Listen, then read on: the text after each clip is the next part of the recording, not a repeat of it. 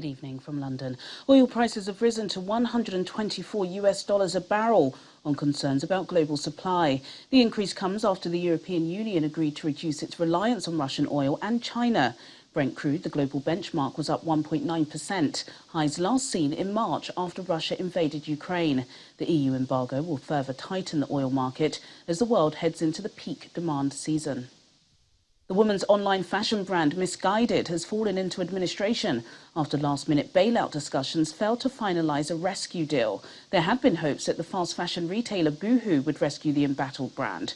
Misguided was founded in 2009 by Nitin Patel, and its fast success was hit hard by surging supply costs, wider inflationary pressures and waning consumer confidence. The retailer employed over 300 staff. The ongoing shortage of powdered baby formula in America has left supermarket shelves empty across the country. Recently, the White House has stepped in with emergency legislation to boost production and has authorized flights to import supply from overseas. Amid the nationwide shortage, desperate parents have been crossing states and scouring social media for supplies. Some commentators have suggested the crisis highlights racial disparity among breastfeeding mothers.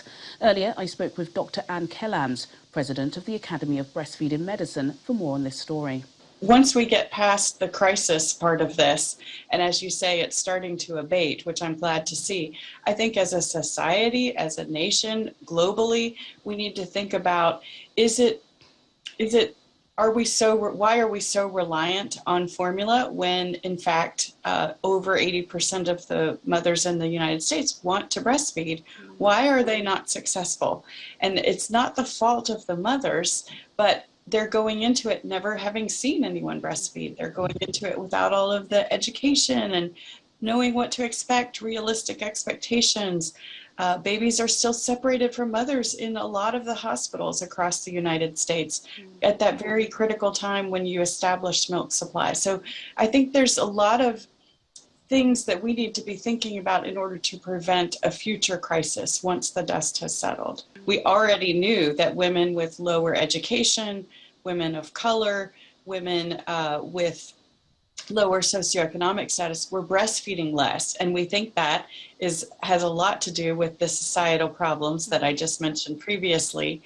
But what's happening now as a result is because those particular women tend to be using more of the formula and are more dependent on it. As you can imagine, this crisis has impacted them even more so than the general population. If you don't have a job that lets you get off of work early or late so that you can go hunting around different stores and driving long distances, if you don't have transportation, if you don't have financial means to pay or ship or purchase formula at perhaps a higher price because of the supply and demand, it's going to impact you more. So that's our focus has been on making sure that the solutions that we come to are equitable, and then also making sure that once this settles, that we are thinking about why do such disparities exist and what can we be doing as communities, as societies to make a difference. Those are your main stories from London at close of business.